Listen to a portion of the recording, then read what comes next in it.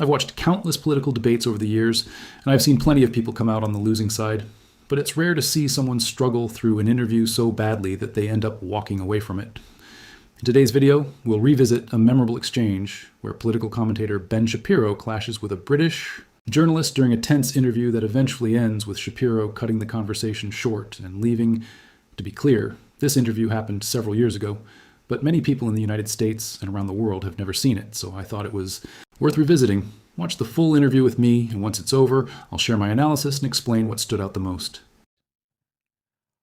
Ben Shapiro, you're followed by millions of people online and on social media. You're one of the biggest names in American conservatism. What is it you think you're tapping into?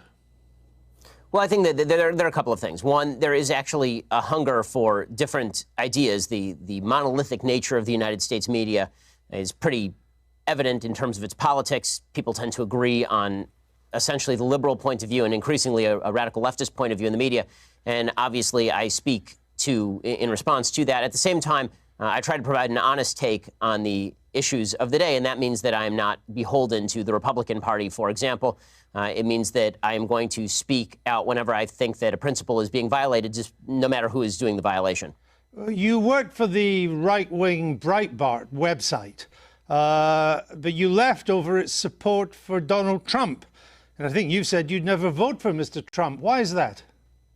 Well, in 2016, 2016, the Breitbart made a hard turn in favor of one particular candidate, and that's their prerogative. Lots of publications have an editorial point of view, and Breitbart was one of those. The reason that I left Breitbart specifically was because of an incident in which a Breitbart reporter, a female reporter, was grabbed on the arm by Corey Lewandowski, then the campaign manager for President Trump, and was bruised on the arm, and then Corey Lewandowski proceeded to lie about it, and Breitbart proceeded to throw its own reporter under the bus, suggest that she was lying or making this up.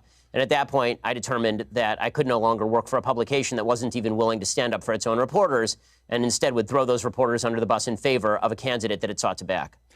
Haven't you lost your battle for the Republican Party, though? Isn't the Republican Party now the party of Trump? No, I mean, I think that the Republican Party is always the party of whomever is the president, technically speaking. But in terms of who are the sort of the thought leaders inside the conservative movement, who are the people who are driving a lot of the discussion inside the conservative movement, I don't think that's correct at all. I think that most Republicans see President Trump as a vehicle for their policy preferences, but that doesn't necessarily mean that they agree with all of his personal foibles or the way that he behaves or the things that he says. And I think a lot of Republicans respond in anger to the media attacking President Trump, mainly out of a reactionary and half-appropriate upset that the media seem to have a double standard when it comes to covering certain politicians. I'm interested that you think there's a thought movement inside the Republican Party. I mean, haven't the conservatives run out of ideas in America? All the new policies, the Medicare for all, $15 minimum wage, the Green New Deal, they're all coming from the left, and they're popular. Well, frankly, I'm confused by the idea that any of those are particularly new ideas. I mean, most of those ideas have been around since Franklin Delano Roosevelt at the very earliest, or at the very latest, rather. Some of them go all the way back to Woodrow Wilson. But the idea that new ideas are absent in the Republican Party is obviously untrue. We have a very strong debate that goes on inside sort of the conservative halls of intelligentsia about what is the appropriate action to take with regard to the medical system. Should global warming be considered a real threat, or should global warming be considered something that technology will solve? And if so, what are the best aspects of solving that? Now, there's a rich intellectual debate on the right about nationalism versus patriotism, for example, or populism versus free marketeerism. That debate is happening on the right to sort of suggest that the right in America is bereft of ideas, but the left is full of ideas. Number one, not all ideas are good ideas. I mean, AOC is pretty good evidence of that. I'm a big fan of some old ideas myself that I think are pretty good. But beyond that, I think that it is intellectual sneering of the highest order to suggest that only the left has new and decent ideas. Some of the ideas that are popular in your side of politics would seem to take us back to the Dark Ages. Georgia, new abortion laws, which you are much in favor of, that a woman who miscarries could get 30 years. A Georgian woman who travels to another state for an abortion procedure could get 10 years. These are extreme, hard policies.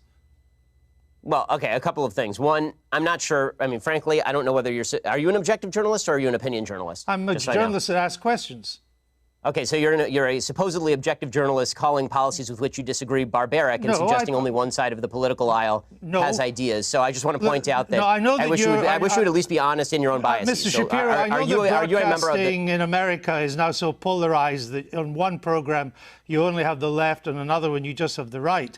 My job is to question those who have strong views and put an alternative to them. If you were an anti-abortion person, I would be putting pro-abortion questions to you. But you are really would you call the pro-choice position? So why don't you just answer my question, sir? I'm happy to answer your question.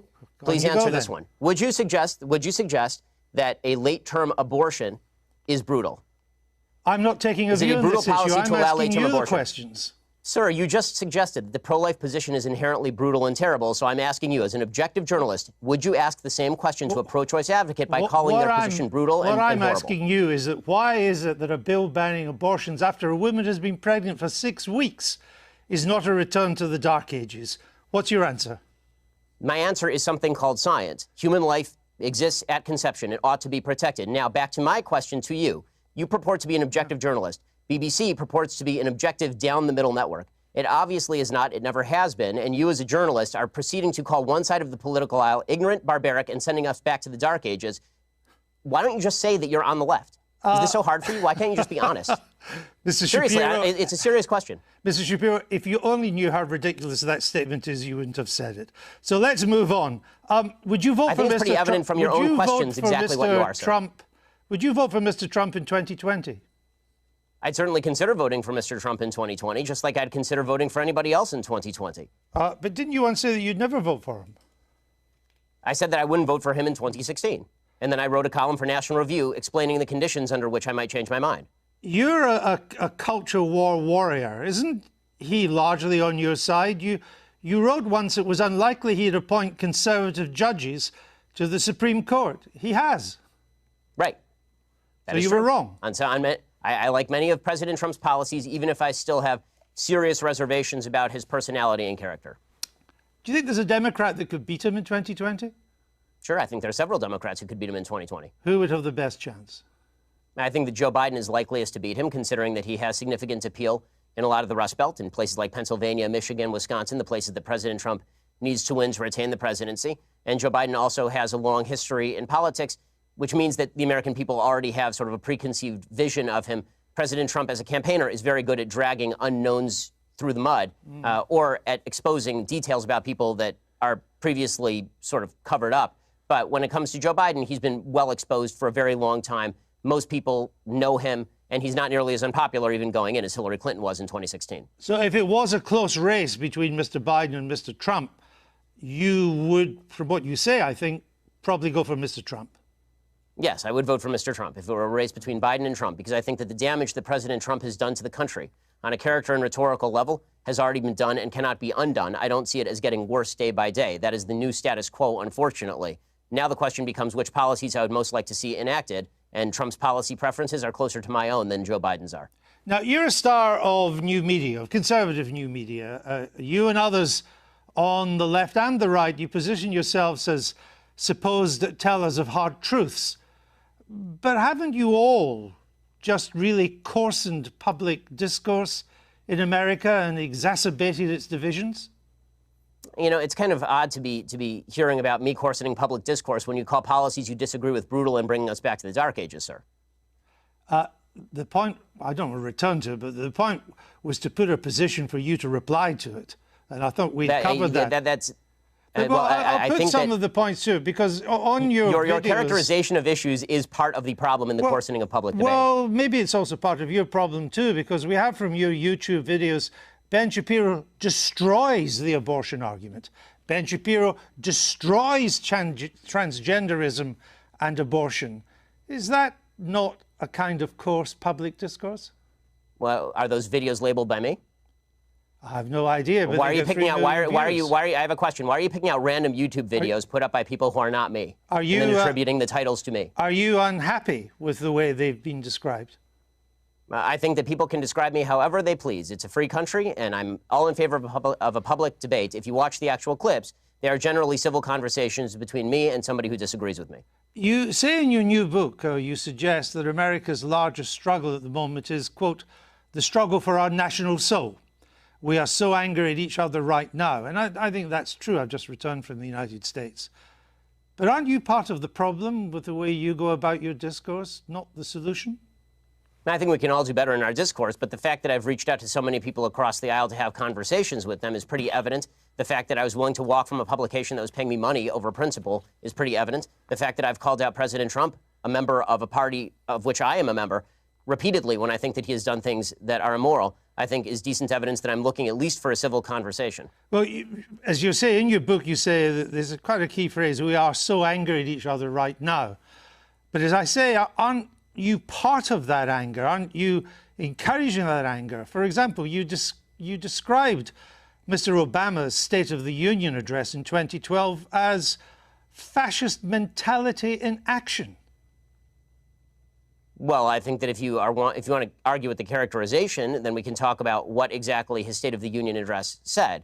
Is it charged language in politics? Sure. The problem that I have is not with charged language in politics, which I'm generally in favor of. I like a robust public debate and a very loud and spirited public debate. I have no problem with that whatsoever. What I'm talking about is the assumption that people with whom we disagree politically are inherently of bad character or, in your words, want to bring us back to the Dark Ages. But again, it was your description of the State of the Union address in 2012 as fascist. The wording of President Trump's 2012 address was bad and wrong. That's all. There are plenty of things that are bad and wrong, but it doesn't make them fascist. Well, I suppose that's true. But if you would like to, again, if you'd like to read me the column out loud, I suppose I can critique it for you. Oh, well, again, with Mr. Obama, you said, and you're Jewish yourself. I only mention that because to put this in context. The Jews who vote for Obama are, by and large, Jews in name only. Ginos, you call them. My statement was based on the fact that Jews in the United States, as an ethnic group, are largely irreligious, which is true by every single poll. Jews are the most irreligious group in the United States. As an Orthodox Jew who actually takes Judaism seriously, the point that I am making is that most Jews who are ethnically Jewish are not religiously Jewish in any context. No. The point you were making is that Jews who vote for Obama are Jews in name only. I said that, yes, that is correct, that Jews who voted for Barack Obama, a progenitor of the Iran deal, a person who was cracking down on religious liberty, a person who spent much of his career as president of the United States attempting to deprive Israel of the necessities to defend itself, that people, Jews who voted for President Obama, by and large, cared about Judaism far less than they did about other priorities. Did you said they should turn their badge in as a Jew? Yes, I believe that if you are somebody who takes Judaism seriously, that comes along with ideological commitment. I mean, I guess. Also, I hope you're having fun, by the way, going through every old tweet that I've ever sent to try and do gotcha questions. But if you'd like to have a discussion about my general philosophy or things I've done in, say, I don't know, that was 2012, so it's now 2019. If you'd like to discuss something I've done in, say, like the past 5 years, why don't we do that? How about that? Because your book is a criticism of how angry America is and how America has to do better. And I'm simply I have an entire list on my website, sir. On my list, I have an entire website of dumb, bad things that I've said. I'm simply trying to point out some of the things you've said that seem to me to help to stoke that anger. For example, you said Israelis like to build, Arabs like to bomb crap and live in open sewage.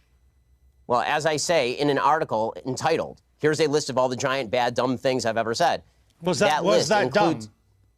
Well, yes, that's a dumb tweet. And not only, but it is also important to mention that the next few tweets clarify that that tweet is specifically referring to the Hamas leadership, which, by the way, a BBC I've seen is relatively reticent to condemn. No, actually, it wasn't. What you went on to do and say, you are correct about the slur on Arabs. It's not all Arabs that want to live in open sewage and blow things up. It's just Palestinians. You went on to say. It says the ones who take sides against Israel in the Israel-Palestinian conflict. Population is rotten to the core, you went on to say. Not Hamas, the Palestinian Arab population. I say that by poll numbers, they elected Hamas. They educate their children in school that Israel should be obliterated, sir. I guess. If you want to read, honestly, this is a giant waste of time in the sense that the entire interview is designed for you to shout slogans or old things that I've said at me. I don't see how this forwards the debate. You talk about undermining the public discourse. It seems to me that simply going through and finding lone things that sound bad out of context and then hitting people with them is a way for you to make a quick buck on BBC off the fact that I'm popular and no one has ever heard of you. There are not many bucks to be made on the BBC, unlike American broadcasting, Mr. Shapiro. The point I'm trying to make is that your words are hardly designed to produce the consensus and understanding that the book seems to want to produce. That's my point, that you write about, Judeo-Christian culture and so on, but so much of what you've said in the past would seem to turn its back on Judeo-Christian culture. You're lecturing me on Judeo-Christian culture after you call the pro-life position barbaric? I just asked you a question. And I asked you a question. You failed to answer a single one of mine. Frankly, I find this whole thing a waste of time. If you want to read the book and critique the book, why don't you read and critique the book? If you want to critique me, you can think whatever you want of me. Why don't you frankly, just try and I don't answer care. the I don't frankly give a damn what you think of me since I've never heard of you. And I've never heard of you until I briefed myself for this. But that's not the issue. You have a new book out. Then why the hell are you interviewing me, sir? It's an interesting book. But my point is, your book claims that society... Well, it'd be nice if you would quote it from time to time. Your book is... Well, actually, I've done so several times, and I'm about to do so again, if you would let me just finish the question. Your book claims that society is turning its back on Judeo-Christian values. Yeah, what are those values? What are the values it's turning its back on? I'm not inclined to continue an interview with a person as badly motivated as you as an interviewer. So I think we're done here. I appreciate your time, sir. All right. Thank you so much. Thank you for your time and for showing that anger is not part of American political discourse. Now, Mr. Shapiro, we'll say goodbye. Before we wrap up, I want to apologize for the pop-up that appeared on the screen around the 6-minute mark. Sorry about that, and thanks for sticking with the video. As for the interview itself, I don't think there's much I need to add because you just watched it unfold. I'd really like to hear what you think. If you've seen this interview before, let me know in the comments. If this was your first time watching it, I'd love to hear your reaction as well. Even though this interview originally aired back in 2019, I think it's worth revisiting from time to time because it remains one of Ben Shapiro's most talked about media appearances, especially his exchange with BBC journalist Andrew Neil. If you enjoyed this video and want to see more political commentary like this, make sure to subscribe and become a part of the community. Don't forget to leave a like. It really helps the channel reach more viewers through the YouTube algorithm. And be sure to turn on notifications so you never miss a new upload. Thanks so much for watching, and I'll see you in the next video.